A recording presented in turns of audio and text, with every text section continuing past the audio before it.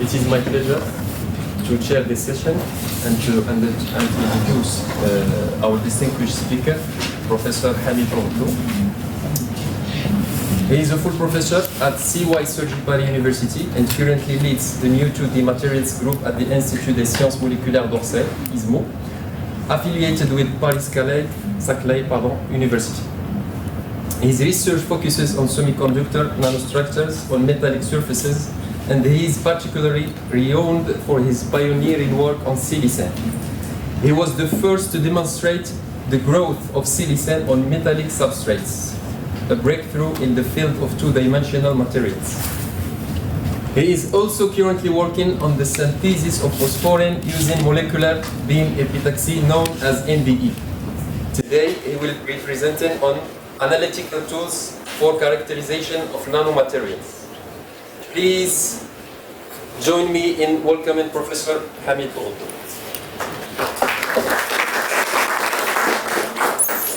Thank you very much for this nice introduction.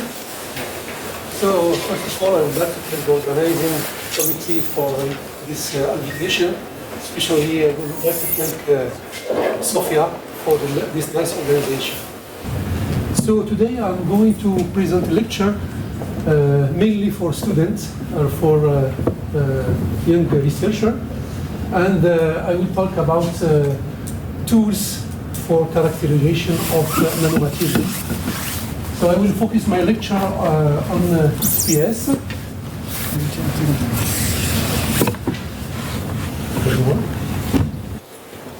Someone have some pointer? First.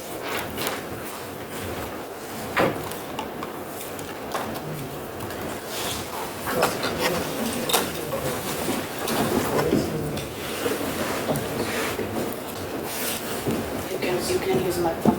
It's working. The light, yeah. The light doesn't work.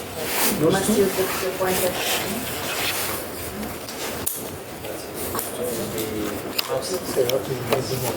Okay.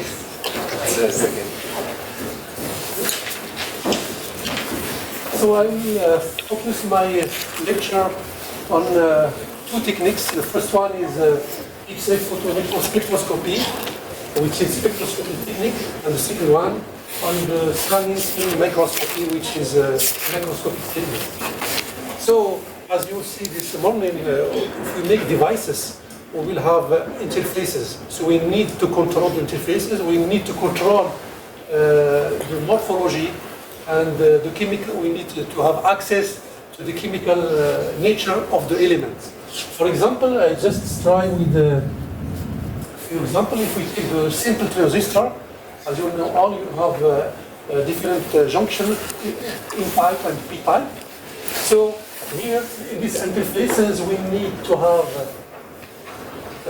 very abrupt interface, and we need to control the dopant of N-type and P-type. So we need to build new techniques to analyze these devices. Another example is the following. If we take a solar cell, also we have here p-n junction here.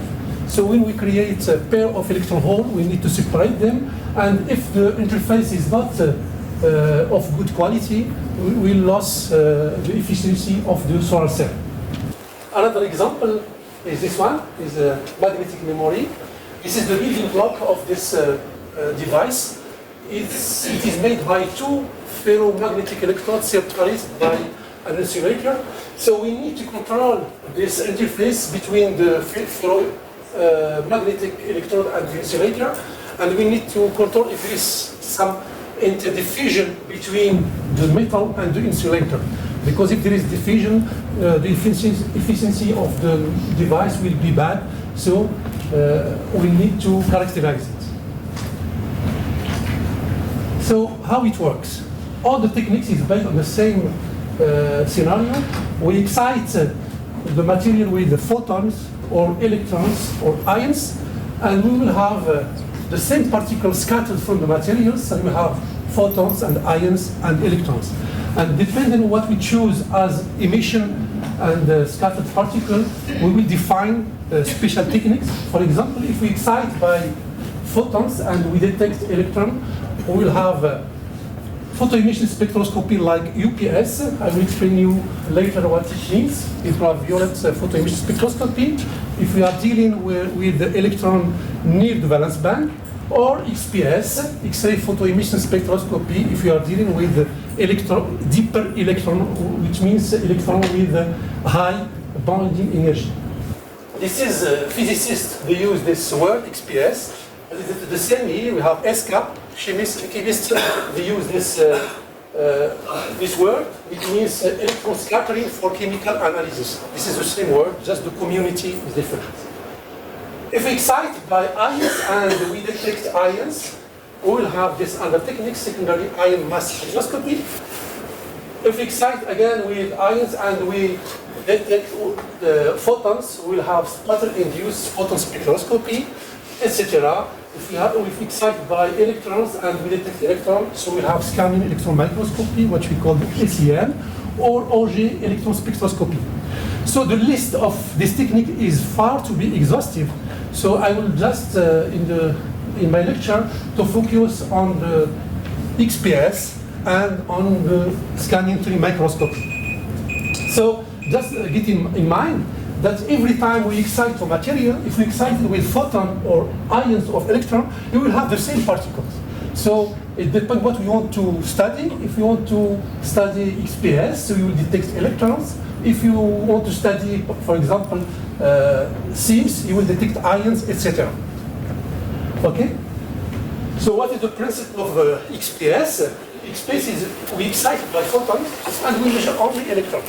In this case, we will also have ions and we will have also photons. But in this case, we measure only scattered electrons. So this technique is based on photoelectrical effects, and the first results were reported in 1960 by Sivan, who was a Nobel laureate in 1981. So the first results dates in 1960 because if you want to measure electron, we need to develop ultra-high vacuum because, as you know, electron interact strongly with the matter, so we need ultra-high vacuum. So when we built a new equipment based in ultra-high vacuum, we start to get the first results on XPS. So the principle is very simple. You have a material here, we excite it by photons, and you ionize the material, and you have a photoelectron. Okay? And if this electron belongs to deeper sites, we'll talk about XPS here. So we excite the material with X-ray photons. If the electron belongs to valence band near the Fermi level, we'll have extraction of electron valence band. We'll have UV photon to extract it. This is the same thing, just this part depends on the site on which the electron is in the beginning. So if I show you this energetical level, if we want to excite this electron from this side, we excite it with photon, so we will get photoelectron if this energy is necessary to extract this electron to have the binding energy plus the work function, and the extra energy will be converted to kinetic energy. So the energy conservation is the following. You have the excitation energy is divided in three terms. The first one, the binding energy, work function, and the extra energy is converted to kinetic energy. So the binding energy is always measured versus the Fermi level. So you have to keep in mind that the binding energy of electrons at the Fermi level is 0. Okay? This is the reference, and we measure the binding energy of each level versus the Fermi level. So for example, if we excite one electron here, so the binding energy in the Fermi level is 0. So this electron, when it is scattered, it will have maximum of kinetic energy, because here you have 0, the photon excitation is constant, so we will have maximum energy correspond to maximum kinetic energy. However, if you have an electron in deeper energy, for example here, we have binder energy is increasing, so the kinetic will decrease. Okay? So usually when you do XPS, you will have peaks versus the kinetic energy first, and after that you use this equation to convert the spectra versus binding energy. This is an example. This is indium and sonite. So you see here, the axis here is kinetic energy. So the Fermi level is here. It corresponds to the maximum in kinetic energy because the binding energy of electron is 0 here. If you put 0 here, so you have the maximum of kinetic energy. So electrons near the Fermi level, they will have maximum of kinetic energy. And if we want to plot the spectrum versus the binding energy, we will have 0 here, okay? And we have tables, and we check in the tables, and we have each element has its own binding energy.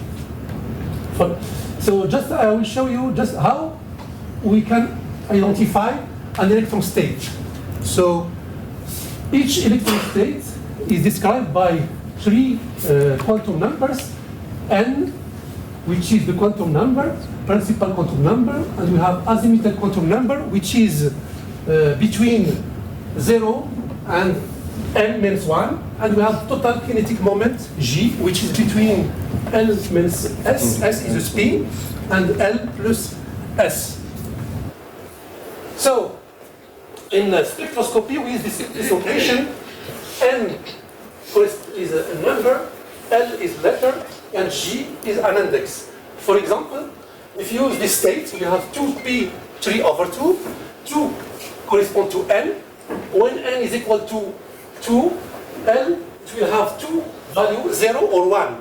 So if L is equal to 0, we use S as letter. If L equal to 1, we use P as letter, etc. And here, this is the total kinetic moment, which is the sum of the azimuthal quantum number and the spin. Here I resume this notation. For example, if you have n equal to 1, so L will have only 0, okay? And the total kinetic energy is 1 over 2, and this state is called 1 S1 over 2. 1 corresponds to n equal 1, S corresponds to L equal 0, and 1 over 2 corresponds to total kinetic moment. If we use n equal 2, in this case, L, we will have 2 values, 0 and 1, okay? So we will have 2 0 state, and for G, you will have 2 values. We will have 1 over 2, because we have this equation, and this state is called 2S, because S corresponds to L equals 0, and 2 corresponds to N equal 2. And the second case, when L is equal to 1, this is the same state. If we didn't take into account the coupling between the spin and the orbit, we have only one state. But because of the coupling, the total kinetic moment, we have 2 values. We have 1 over 2 and 3 over 2 because of this equation. And here, again, we will have 2, which correspond to n equal to n, p correspond to L equal to 1, and this is the total kinetic moment. And in reality, this peak, if we don't take into account of the total energy, we have the same state, but because of the coupling, we have 2 values, okay? And etc. If we have 3, n equal to 3, we will have L equal to 0, 1, or 2, etc. So this notation is used by physicists, and this is used by chemists. So 1s corresponds to level E, 2s corresponds to level L1, etc. So I show you now an example of X-ray spectra. This is recorded in binding energy.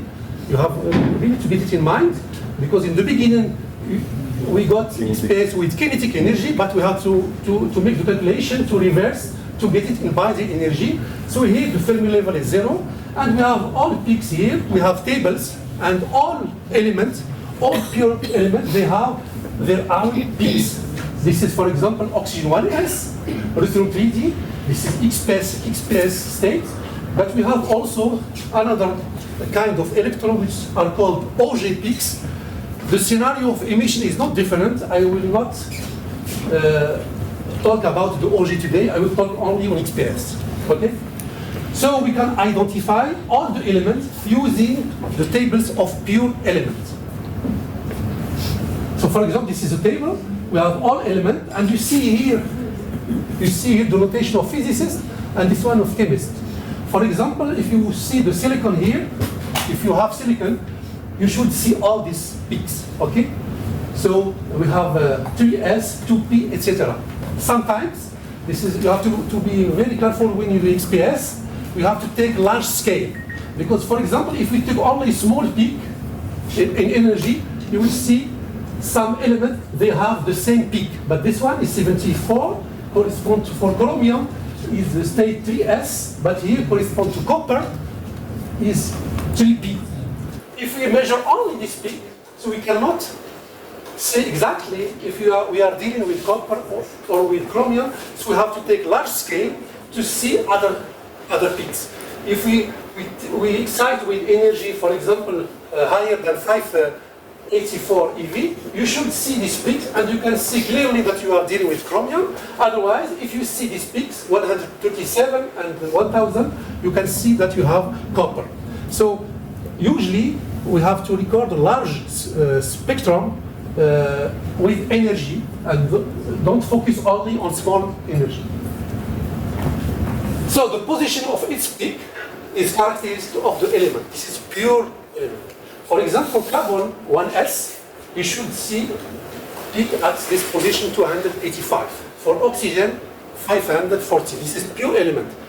But in the nature, you don't have only pure elements. Sometimes we have alloys. Okay? If you have alloy, for example, of some molecule, if you have a molecule with carbon and oxygen is more electronegative than carbon. So oxygen will pump electron from carbon, and the carbon becomes poor in electron. And in this case, you have less electron in your carbon, and if you have less electron, the binding energy will shift to the high binding energy. In parallel, for oxygen pumps electron from carbon, so the oxygen has maximum of electron, so the binding energy of oxygen shifts to lower energy. Okay? So in general, if you have oxidation, for example, if you put oxygen with carbon, we have oxidation. Oxidation induces shift with higher binding energy, and reduction, in the case of oxygen, induce shift to the lower energy. This is a general for all elements. So if you have pure element, you will see only this peak, but if you have C oxygen, you will see peak in another position. For example, instead of 285, you will see it in 290, for example. It will shift to the higher energy. So if you have mixture of pure carbon and carbon with oxygen, you will see two peaks. You will see one peak corresponding to the pure carbon and one peak corresponding to the carbon with oxygen. So if you do XPS and you found different peaks, if you found, for example, 3 peaks, you can see clearly that you have 3 chemical environments. So each peak corresponds to one chemical environment. If you have 2 peaks, you have 2 chemical environments. It is easy. You do XPS, if you have only 1 peak, you have 1 chemical environment. You have 3, you can see clearly you have 3 chemical environments. So the binding energy depends on the chemical environment of the atom, so we have chemical shift. Okay? I show you this example. We do XPS for carbon and we see 4 peaks. So I can clearly see that you have 4 chemical environments for carbon. And if you look to the molecule, there is 4 carbons, but all these carbons are different. Here we have carbon with carbon, and here we have carbon with carbon and oxygen. So this carbon has less electron than this one. Okay? So the binding energy of this carbon will shift to the high energy. This one also, it has 1 oxygen and 1 double bond with the oxygen. So the binding energy to this carbon will shift to the highest energy compared to this one and compared to this one. First one, we have 3 atoms of layer, so the binding energy will shift to the maximum of binding energy. So if we take this one as a reference, so this one corresponds to this peak, this one corresponds to this peak, etc. So the shift here is really big, so we can see it clearly. Sometimes the shift is very small, but with XPS we can detect shift of 0.1 electrovolts. Here we have shift, the first one is shift by 2 eV, this one more or less 5, and this one more or less 8. Okay? So this is oxidation of carbon. Carbon, when it loses electron, it has less electron, the binding energy shifts to the maximum, to the highest energy. So each component corresponds to one specific environment.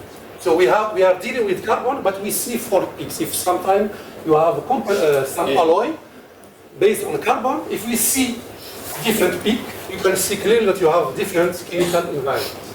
Okay? So this is another case, another example for magnesium.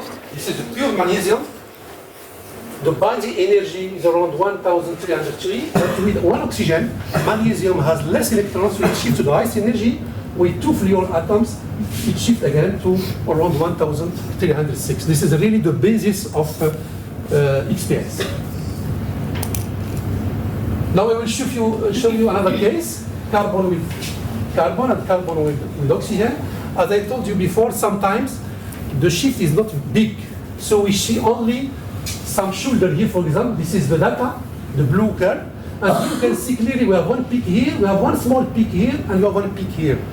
So for this case, we use some specific program to fit the spectrum. Okay? So here we fit it with 3 components. This is one, second one, and third one. So this one corresponds to the lowest binding energy. So it's normally to correspond to carbon with carbon. This one is at 285, so it's smaller than this one. So we can associate this one to C with only one bond with oxygen, because this carbon has much more electron than this one. Okay, here we have double bond and then we have triple bond. So this one corresponds to C with a double bond with oxygen. So as I told you before, the oxidation induced shift to the highest energy. This one is 289 and this one is 284. So it shifts to the highest energy. Now if you measure the space of oxygen, okay? For the oxygen, normally, as I showed you before, for oxygen here, you have only one peak at 540. So if you have different chemical environments, you will see different peaks. We have one here, and we have one shoulder here. So we use the fit, as I said before. We can use the fit, and we have 2 peaks here. And as I told you before, in this case, oxygen pump electron from carbon. So when oxygen has much more electron, this one has much more electron than this one. So the binding energy of this oxygen is smaller than this one. So we have it value 532, and this one is around 525. So this peak corresponds to oxygen with carbon, and this one oxygen double bond with carbon, because this one has less electron than this. So the binding energy of this one is higher than this. So if you have reduction, the binding energy shifts to the low energy. And if you have oxidation, the binding energy shifts to the high energy. So now I will say a few words about the mean free path of an electron. So if we excite one atom here, we can create photoelectrons. So the probability of multiple events when we excite this photoelectron here increase with the depth of initial event, because if we have one photoelectron here, we have different scenario. The photoelectron can scatter directly without collision. Sometimes it will have one collision with one atom, and after that it will be scattered. Sometimes you have 2 or 3, and sometimes it will be lost in the material. Okay? So the mean free path corresponds to the distance between 2 successive collisions. Okay? The mean free path, you have 2 collisions, one here and one here, you have mean free path. And therefore, the photoelectrons that are not scattered by collision, they will have much chance to go out from the surface. If the photoelectron meets different collision, it will be lost. Okay? So for this reason, we see that the XPS is very sensitive to the surface. For example, if you have one photoelectron here, if you have one or two collision, it will be lost. If you create it here, it has a big probability to be scattered from the surface. So the mean free path in general, it varies from 0.5 to 5 nanometers. Okay? I'll just show you this empirical curve. This is the mean free path versus the energy of photoelectrons. And you can see that the mean free path here, this is a molar layer, is around 2 or 3 molar layer for this energy. Here, really to see clearly things. For example, if you create a photoelectron here at distance d from the surface, so the photoelectron can create this current Is, which is proportional to the original current here, and we have this 10 exponential minus d over the mean free path lambda. So if we calculate just this current, if d is equal to lambda, we can see here that we have only 36% of photoelectrons that can be scattered. So we lose 74%. If we go further or deeper, for d equal to 3 lambda, there is no photoelectron. We have less than 5% of photoelectron that we can measure. And for this reason, we see that if we probe a distance bigger than lambda, the probability of electron to be measured is very small. Okay? So this term is very important. D equal to the mean free path. You see only we have 36%. Again here, when we take an XPS spectrum, we can see only the form of the peak, and we can have an information about the element that we are probing. For example, if we got one peak which looks symmetric here, this means that if we probe a distance smaller than the mean free path, the probability to have scattered electron without collision is big. Sometimes we can have some collision, but the probability is small. And in this case, we'll have this peak, the red peak, correspond to photoelectrons scattered without collision, and this part here correspond to the photoelectron which lose some of their kinetic energy. Because if you have collision, the kinetic energy, small part of the kinetic energy will be lost, and we see this asymmetric part. But it's still small because we are probing atoms near the surface. If we have one peak like this, we can see clearly that probably the element that you are probing is close to the surface. However, if we probe distance bigger than lambda, you see here the probability to have collision is big here. And we have the probability to have scattered electron without collision is small. So we will have this continuous background, it will be bigger than this one. And just by seeing two spectra, you can see, in this case, the atom that we are probing here is deeper, and the atom that we're probing here is close to the surface. This is really very simple to understand. Okay? So, as I told you, in some cases, elemental diff profiling is possible. We can also do some quantitative study, okay? But if you want to make some quantification, we can associate the intensity of the peak to the concentration. We need to assume that we have homogeneous surface, because if you have a surface like this, if I probe this part, I will see B and E, okay? But if I probe this part, I will see only B. So in this case, I cannot make quantitative study. Same here, if I probe this part, I will see only B. If I probe this part, I see A. So it's different. However, if you have homogeneous surface, I can associate peak intensity to the concentration, okay? So an accurate space quantification must take into account the peak intensity, it takes the peak shape, and the continuous background. Okay?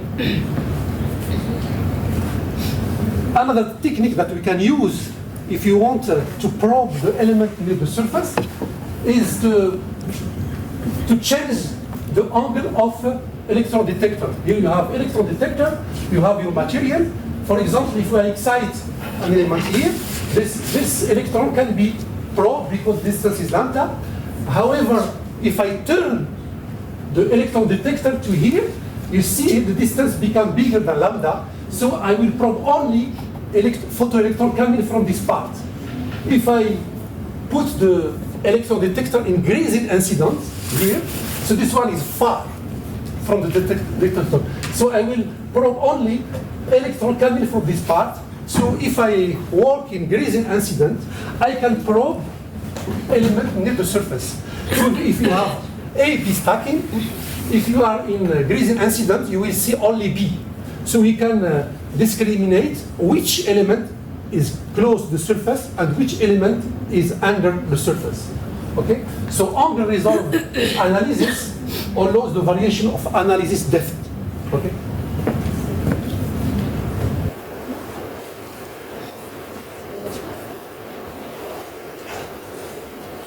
Okay, stop for this technique. Normally, in the beginning, I want to talk about the detection and to talk about the analyzer for its case. So I choose to switch to another technique, which is the scanning tunnel microscopy. So this technique is based on tunnel effect. So the first system was built in 1981 by these two researchers from IBM Zurich. They got a Nobel Prize for this invention, and this technique is based on tunnel effect that you did in your courses. So the principle is very simple. So you have a tip, which is metallic one, okay? And you have the surface. This is the surface at the atomic scale. At the atomic scale, we have terraces. When we approach the tip closer to the surface, around 10 nanometer, and we apply voltage, we can have electron passing from the surface to the tip, or from the tip to the surface. And this current is proportional to this voltage, and we have this term exponential means 2 key. Z is the separation between the tip and the surface. K is constant.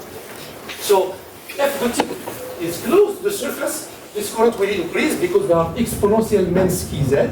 If the tip is far from the surface, the current will tend to 0. Okay? So this is really the principle of this technique. And this tip is fixed on piezoelectric. So in piezoelectric material, when we apply voltage in this piezo, we can move the tip in X and in Y and in Z. Okay? So the tip in general is made by tungsten or platinum or gold. For tungsten, we use electrochemistry to get a sharp tip, and here the radius of the tip is around 100 nanometers. In general, we have here some cluster of atoms here, and with this, we can, when we approach the tip to the surface, we can have electron passing from the tip to the surface or vice versa. So we have two modes. We use InSAM, we have two modes. We can work in constant height mode. What does it mean? We put the tip and we fix this separation. This is a constant height mode. This mode is very dangerous because when we move the tip, if we fix Z as feedback and we move the tip, if the surface is rough, there is a risk of crashing the tip. Okay? So we use this mode only when we have really very flat surface and only for small area, because in reality you never have flat area. You always have some clusters, some holes, etc. at atomic scale. The second mode is constant current mode. I fix the current constant. As I show you here, this current depends on this voltage. If I increase the voltage, I will increase the current. Okay, so we fix this current, okay, and we move in X, for example. When the tip comes here, it will be very close, and if it is close, Z is close, and here the current will be higher. Okay, so if the tip comes here, the distance becomes smaller. So because we use the current as feedback, the piezo will retract the tip. And in this case, we will record only the displacement of the tip. in Z direction. So this mode is more safe because even if the surface is rough, the tip can be retracted rapidly because we use only constant current. So the mechanism is the following. Here, for example, we have the tip. We have here one step. Okay. So on the step, there is small variation of the tip here, but here we have an atomic step here. So in order to keep the current constant, the tip will move toward the surface to get this current. And what we plot only the variation of the tip, like this, and we will have the atomic resolution. So the term of atomic resolution is somehow wrong, because what we are measuring is electrons, not atoms. But in general, for metals, the electrons are around the atom. So for metals, we are sure that if we have maximum of electron is on top of oxygen. For example, for semiconductor, for silicon, always we have some, the density of electron sometimes is not located around the atoms. And in this case, we can make a mistake, and we collaborate with theorists to make calculation in order to explain the images. But for atoms, electrons always are centered around the atom. Okay? This technique, as I show you here, it's really local, because sometimes, as I show you, the surface in reality has plenty of defects.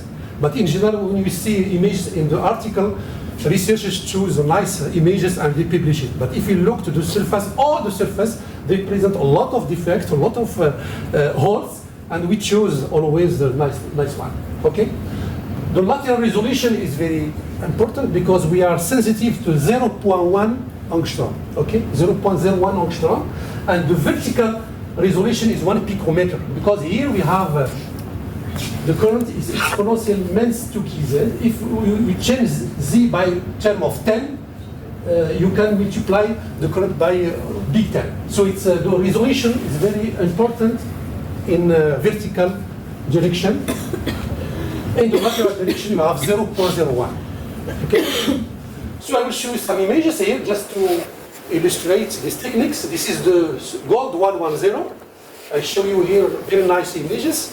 As I told you, we choose the image that we want to show. So this is step, and this surface is very well known. We have some lines here. Here we don't see atoms, we see lines of atoms. But we can go further, we can zoom. If we zoom, we start to see atoms here. Okay, and we see lines of atoms of the surface. We can go further, we can zoom, and we can see really the atomic resolution, and we can see the unit cell, and the distance that you see is 3 angstrom, and this one is 8 angstrom. So as I show you, this technique is very powerful because you can get access to the structure in the real space. It's not like diffraction. In diffraction, you have the structure in the reciprocal space, but STM, you see really the surface in the real space. Okay? Because we are dealing with electrons, we need metallic substrate or semiconductor substrate. We cannot use STM for insulator, for example, okay? Because we need electrons. So we can also get some image on some organic molecules. Here, this molecule is lead phthalocyanine. The atom is here in the center. This molecule is formed by 4 groups: benzenic pyrrole. You have azote, this one, and when we deposit this molecule on this surface, andium antimonide, this is the surface antimonide. We have here these atoms correspond to antimony, and this one is andium. When we deposit molecule on it, we can see it.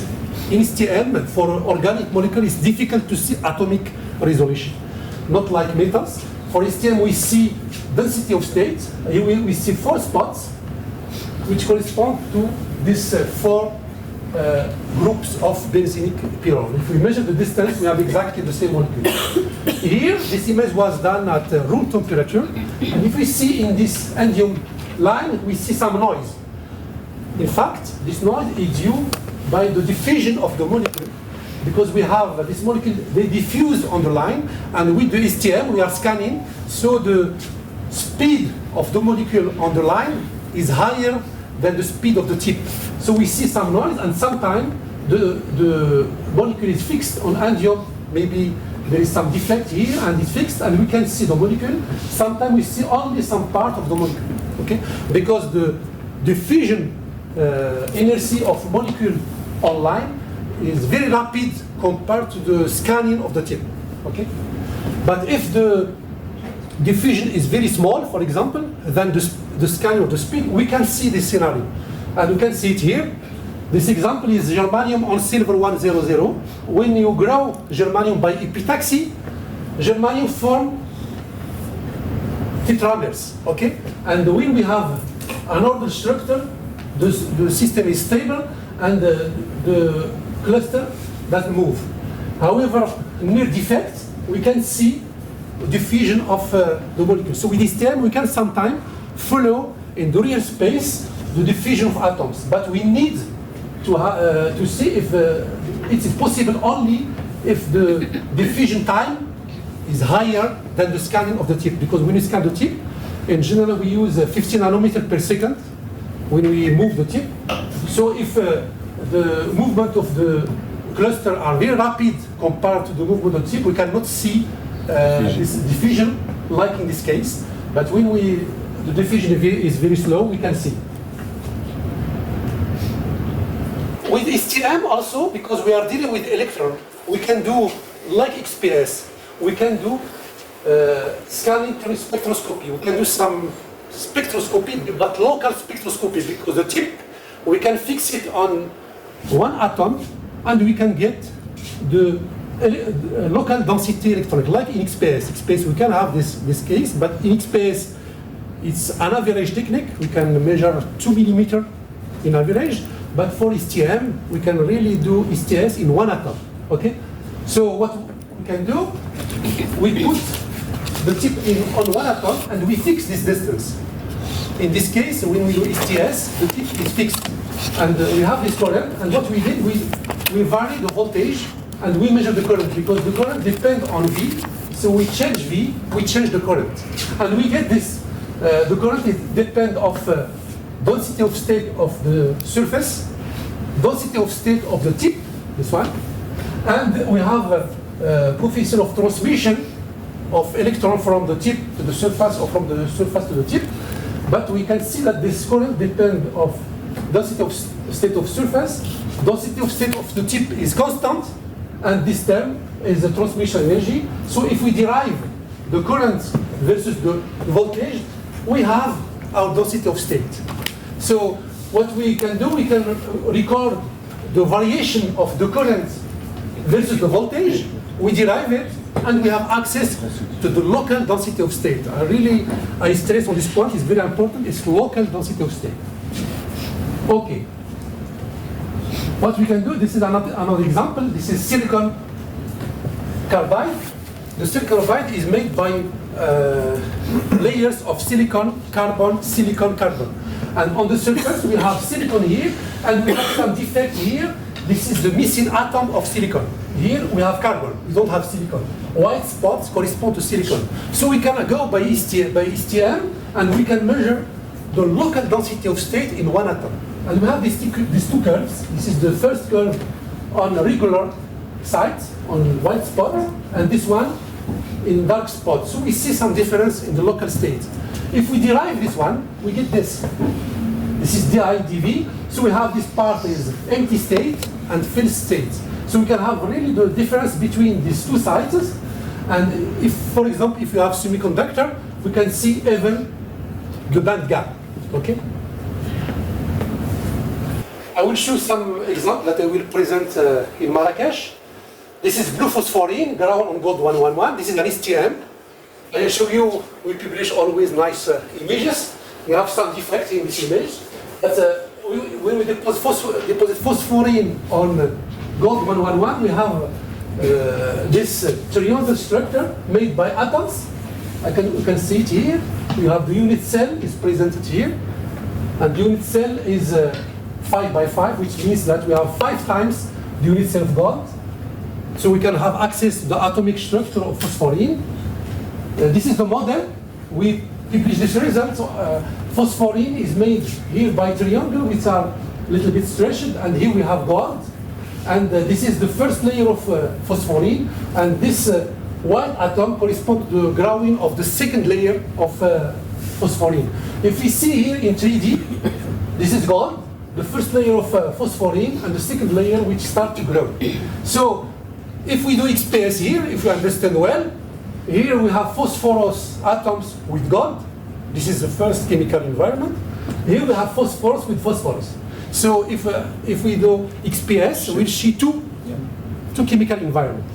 This is what we have here. This is phosphor into P. When we fit this spectra, we have two doublets because it's 2P. We have doublet here. So we have two components, the blue one and the red one. And the blue one because the blue one corresponds to this one, these atoms here, and the red one corresponds to this one. So just by looking to the model, we can expect what we can see in XPS. Sometimes it's difficult, but in general we can predict it. This is another image of phosphorus pentamers. In this case, on silver. When we deposit phosphorus atoms on silver 111, here it's on gold 111. We have this structure. If you can see here, this is really an ordered structure. If we make a zoom here, we can see that each white spot here correspond to pentamers here. We have 5 atoms here, okay? And each pentamer, we have 3 bright spots and 2 dark, which means that the pentamer is not flat.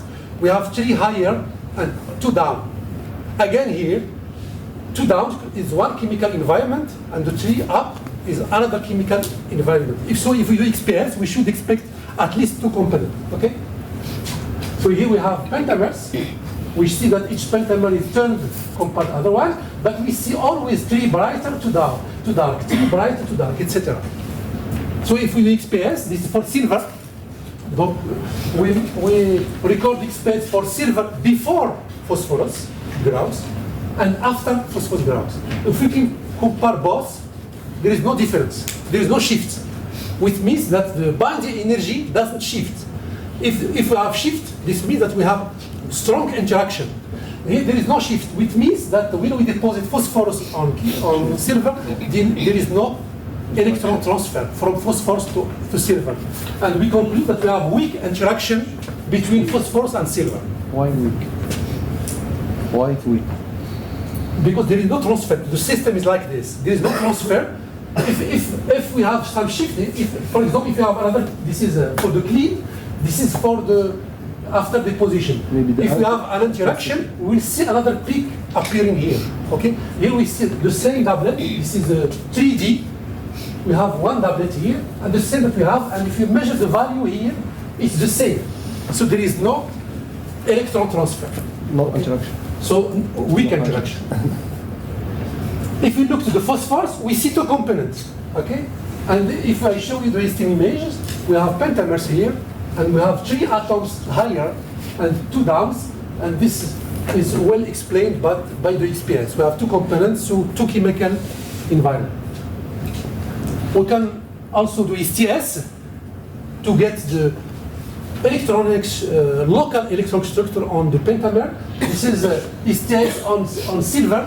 It's metallic, there is no band gap because it's metal. But for pentamers, we see a decreasing of state. So we have appearance of band gap of 1.2 eV. So with STS, we can really measure the band gap of the material.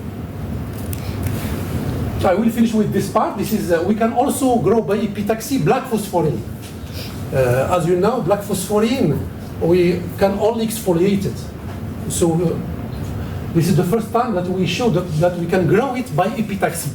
So when we grow phosphorine or silver, we get these lines, and if we look to the atomic resolution, we see the structure showing armchair structure. Okay. And we have really very ordered structure in this direction. In this direction, we have some shifts. The lines are shifted one toward other one. If you look to the black phosphorine, the people working on black phosphorine knows that. This is top view, and this is the side view. So in our case, the image that I show you correspond exactly to this structure. So we are growing this face on silver 11, and we have exactly the same value, the same structure. Here again, each phosphorus atom has 2 phosphorus atoms. All these atoms are equivalent. If we take this one, we have one neighbor here, one neighbor here. If we take this one, we have one neighbor here, neighbor here. So we have only one chemical environment. So in XPS, we should see only one peak for phosphorus. Okay? So same here, we did XPS for silver and for phosphorus. This is silver for the clean silver, and after deposition. If we see, we have almost the same peak, which means that there is no strong interaction. We have weak interaction between these chains on silver. If we have some chemical shift, we should see the appearance of another component. Here we have more or less the same. For the phosphorus, we have only one component here. We have this doublet, which means that we have only one chemical environment. As I show you here, each atom has 2 neighbors. Each atom has 2 neighbors. So in this case, we can grow black phosphorin chains having weak interaction, and also we did STS, and we found that these chains present semiconductor character which is equal to 1.8, which is the same value expected for black phosphorin, for 1 monoline phosphorin. Because as we know, for black phosphorin, if you have thicker sample, the band gap decrease, but if you decrease the thickness, you increase the band gap, and the band gap corresponds to 1 layer is exactly 1.8. So that we have for chains. So to conclude this part, I hope that at least for the students, they understand now that the XPS we can perform XPS only to probe the surface of the material, not the bulk. Okay? If you need the information about the bulk, you have to do another technique like X-ray diffraction, etc. But for XPS, we have information only on the surface. We can identify element on the surface. We can identify the chemical environment, and the spatial resolution is around 1 millimeter. It's really an average. We have a spot of light, 1 millimeter, and the detection is very good because we can detect 100 particles per million. Okay? If you have 100 particles per million, we can detect it by XPS. For STM, it's completely, it complements XPS, but it's local. You can get atomic resolution in the real space, and the lateral resolution is around 0.1, and the vertical resolution 1 pm, and we can get local electronic state of the surface at the atomic scale. Okay, with this I finish. Thank you very much for your attention. Thank you very much, Professor Oughaddou, for this insightful presentation. We now have some time for a few questions. If you have any questions, please. Thank you, Professor Oughaddou, for this nice and rich presentation. I learned a lot of things, but I have a question about the STS spectroscopy. You should be in the same place, in local area, and then we do STS. Yeah, exactly. But what's the effect of the drift? You know, and I'm measuring what's the effect of the drift, and how can we avoid this drift? Yeah, this is a good question, because if you want to do STS, we need to fix the tip on the atom. And for this reason, if we do STS, we should work at very low temperature.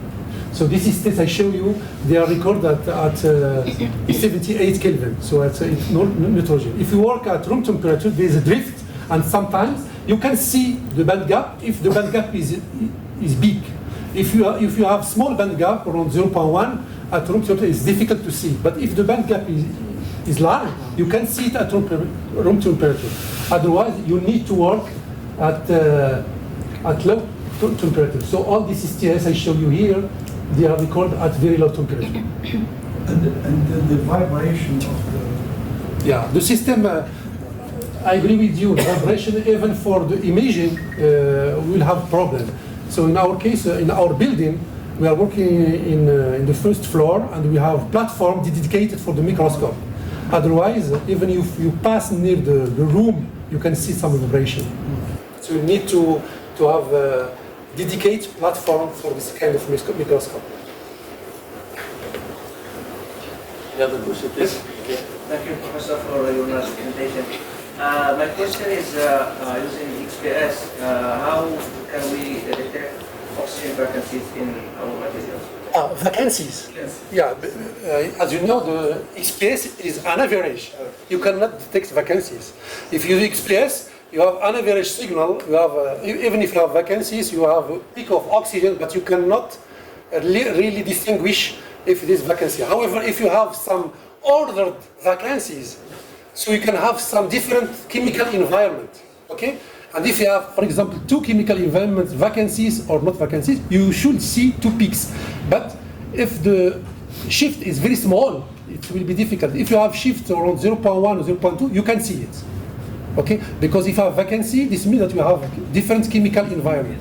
So in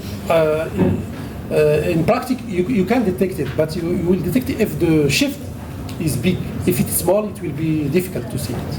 But with InSAM, you can see vacancies. Any other questions, please? So once again, There is another question. another question. We always use software to develop this series of image. Frankly speaking, if this image are not processed, this is really original Yeah, data. I know, but Okay. to understand If you understand, yeah. If you want to understand, we need to measure. We have software to measure the distance between pentamers. We have software to measure the distance between software. But because we are working under very low temperature, the images are really very clear. I remember when I was a PhD student, I was working on STM, working at room temperature. I got images only by night because during the day there is a lot of noise and doesn't work. But with this microscope, it works even if you are near the microscope. I will show the image maybe in Marrakesh of this microscope. It's very new. It's quite expensive. It cost more than €1 million to get all the machine. It is very. In our case, we can do STM, and we can do also IFM with the Q+. So we can get atomic resolution with STM and with IFM. I didn't have time to talk about IFM, maybe next year. That we can do in the same place, STM and IFM with the Q+. Thank you. Any other question, please? Okay.